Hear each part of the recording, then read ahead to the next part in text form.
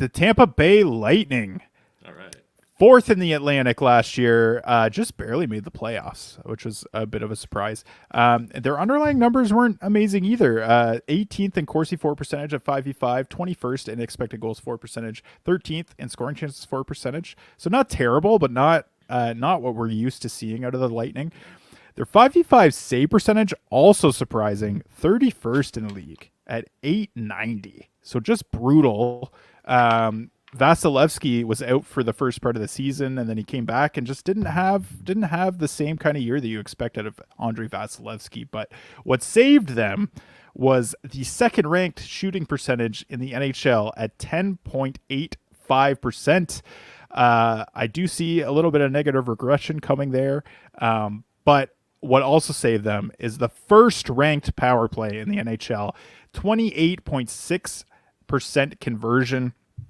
I do think there's some negative regression probably coming there for the Lightning for a number of reasons. They were 10th in Corsi for per 60, 11th in expected goals for per 60, 10th in scoring chances for per 60 on the power play, and first in shooting percentage by quite a large margin. They shot it at 18.56% shooting percentage as a team on the power play. That's pretty high, even for a power play that is that strong.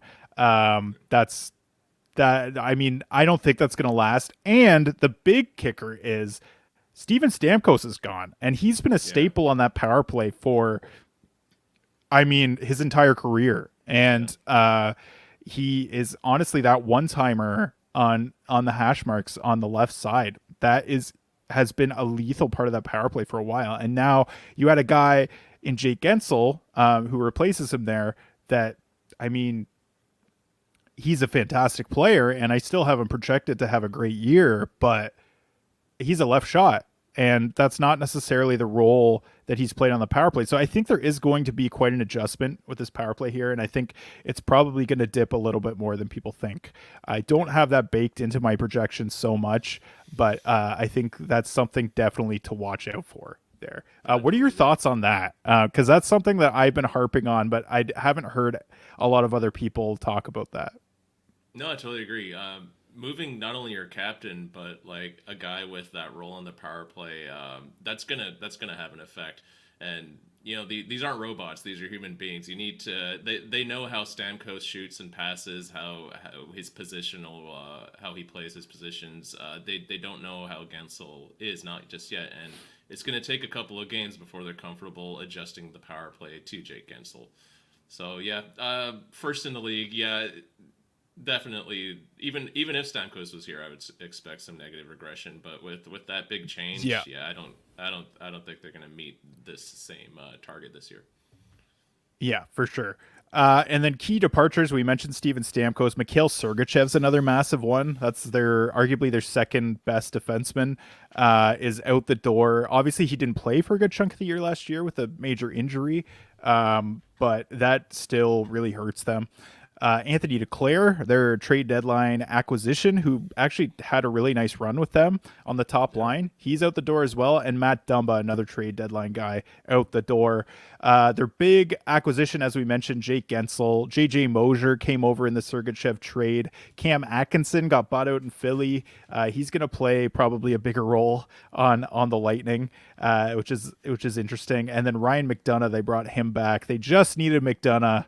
And they're paying him, I mean, almost as much as they were paying Sergachev, which is kind of insane. But that is that's weird. I mean, this team seems like it's worse, does it not? Yeah, definitely worse. I when these moves are made, when Sergachev was traded, everyone was like, "What the hell are you guys doing?" They're really banking on Guentzel performing for them. If Guentzel loses a step, it's going to be some trouble for this team. Yeah, for sure.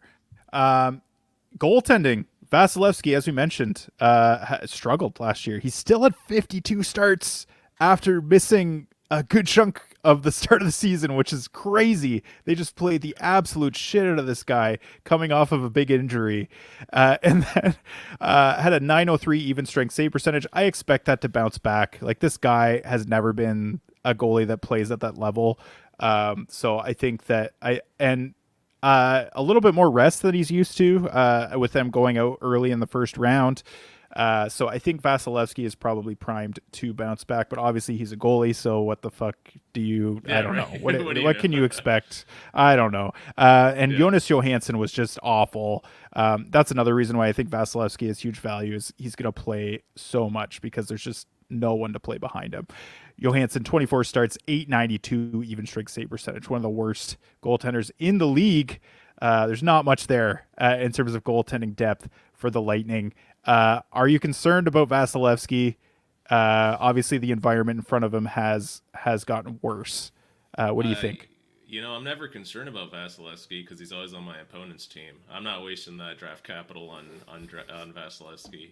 Maybe in like a points league where each save is worth way too much. There's some points leagues where goalies are just way too overpowered. So if you're in a points league, check out your settings and volume starters like Vasilevsky. Even if he lets in a few stinkers, which he's been known to do, depending on your points league settings, he might be worth a reach there. But generally, I don't care. He can keep stinking it up. He's not going to be on my team. Keep it up.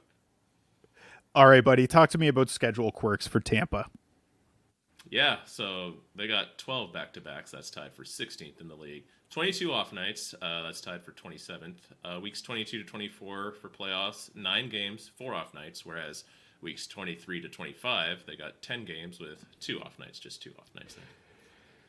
So, looking at these quirks, like that's a pretty bad situation for Tampa Bay. In terms of fitting guys into your lineup, both in the playoffs, like those playoff schedules are bad. Like they're among the worst in the Yeah. league in both weeks 22 to 24 and 23 to 25. You've Yeah. got 22 off nights. That's one of the worst in the league, and then also 12 back to backs. That's middle of the pack, but uh the significance of back-to-backs is that means your backup is playing a little bit more, and like you're Hmm. probably like you're not going to roster Jonas Johansson to play back-to-backs. Like what do you do? Like maybe for a spot start here and there, but like that's not a great situation. So like I just I don't see a ton of upside here in terms of their schedule quirks. Like there's nothing to be excited about. In fact, it's the opposite. So I think that yeah, it's yeah. I don't know. I No, mean it's that's not going to deter me from picking Tampa Bay Lightning players, but right. it's certainly something to keep in the back of your mind. I've noticed that Tampa, like for the past couple of playoff seasons, they've had a bad schedule, and I'm wondering if it's just like some agreement they have with their arena. Because I know the Anaheim Ducks, since I started playing fantasy, the Ducks have had terrific fantasy playoff schedules, and that has something to do with them and their arena. So I'm wondering if Tampa just is screwed because of some arena agreement for every fantasy playoff schedule. It's interesting. Yeah, it's interesting. They always have they don't have a lot of off nights every year too. That's the other thing. The Yeah. opposite problem from Anaheim. Anaheim, what I've heard is, and this is I mean, I'm digressing a bit here, but Anaheim, what I've heard is they have an agreement with the LA Kings, Yeah. so that they Yeah. don't conflict, so that their schedules don't conflict, that they play more off nights. I don't know. It's something weird like that. There's something that they have because their fan bases are so close in proximity. Right.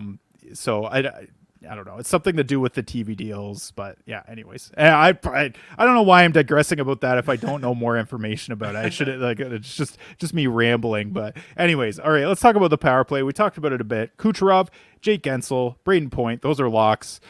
Victor Hedman also a lock on the back end, especially now that Sergachev is out of the picture. The fourth forward on the power play, that spot is kind of up for grabs. Nick Paul played a good chunk of the year on that power play last year as a net front guy, and Brandon Hagel did get some time in the playoffs. He is a stronger offensive player, but it really just kind of it boils down to what are they looking for with that fourth forward. What do you think? How do you see it playing out? I know Blake is really high on Brandon Hagel. I kind of am leaning a little bit more towards Nick Paul. Yeah. What are your thoughts here? I think the coach likes that big booty in front of the net, and that screams Nick Paul all day. Yeah, I mean, Hagel's probably gonna get up there here and there, but I think last year Paul had it pretty much all season, and I don't see that changing. Yeah, I'd give it to Paul. Yeah, I think so too. Let's move on to the forward projections. Gugsy, walk us through Let's this. do it. Brayden Point's projected at 44 goals, 45 assists, 89 points. Jake Guentzel, 43 goals, 48 assists, 91 points with 285 shots. Nikita Kucherov, best right wing in the league once again, is going to be 44 goals, 18 or 70, 78 assists, not 18, 78 assists, 122 points with 302 shots and 49 power play points. That's insane. Brandon Hagel's projected at 28 goals, 35 assists, 63 points. Nick Paul, 21 goals, 26 assists, 47 points. Anthony Cirelli, 19 goals, 27 assists, 46 points. And the new guy, Cam Atkinson, at 24 goals, 26 assists, 50 points. So you're high on Atkinson, eh? Yeah, I mean that's a guy that had pretty decent underlying numbers last year, and they're just so thin up front, Yeah. up and down the lineup. I just see him potentially getting a top six role. You could argue whether or not anyone has a ton of value outside of the top line, and maybe Brandon Hagel, but I do think Atkinson's a guy to look out for at the very least. Any other numbers that pop out to you there? With Brayden Point, I know he got 50 goals last year, and yeah, I don't know if he's going to reach that. I definitely agree with the 44 goals, but if him and Guentzel build some chemistry, which I could see happening, I wouldn't be too surprised at a 50 goal season. But we'll see what happens. Yeah, I mean that's definitely within the realm of possibility. I'm more conservative with Brayden Point just because he's such a high efficiency High guy. He doesn't efficiency, shoot a yeah. ton, Yeah. but he does really get to the scoring areas. He's one of the best in the league at that. So, in terms of scoring chances, so I Yeah. mean, he's pretty consistent year after year. It seems, Yeah. in terms of his goal production. So it could fluctuate. It could be a little lower, it could be a little higher. So yeah, 50 goals is always in the wheelhouse at the very least for Brayden Point. You're right. And then Brandon Hagel, I did want to touch on that. I have the lowest projection on him out of the three, out of Nate, Blake, and I. And that's mainly because I just don't think that he's going to get the power play time, and his 5v5 situation is considerably worse. Like he's not playing with Steven Stamkos anymore. He's probably not going to get any top line time with Jake Guentzel in the fold. So I just see that opportunity really decreasing for Hagel. And even though he has kind of improved his underlying numbers over the last season, I just see things kind of not being as strong. Still a very valuable fantasy asset, but I'm not as high on him as I have been previously. That's for sure. All right, defense projections. Why don't you walk us through these two guys here, Gugsy? Okay, Victor Hedman, he's the star of the show. He's got no competition for power play. One, he's getting projected for 14 goals, 62 assists, and 76 points. JJ Moser, I guess he might be competition. I don't think so, but 6 goals, 27 assists, and 33 points. Yeah, so Victor Hedman, pretty easy guy to project. He's been fairly consistent outside of the year that he lost power play one to Sergachev. I like his situation there. And Mosier, probably going to get some power play 2 time. I mean, he's probably just a streamer for the most part, Yeah. but there is a little bit of upside there for Mosier. So definitely got to keep an eye on at the very least. But yeah, I mean, there's not a lot of great defense options in terms of fantasy value on this team. That's for sure. So my punt is Brandon Hagel. As I mentioned, I think that he's getting drafted around anywhere from pick 90 to 110. I'm just not confident enough in his situation for that.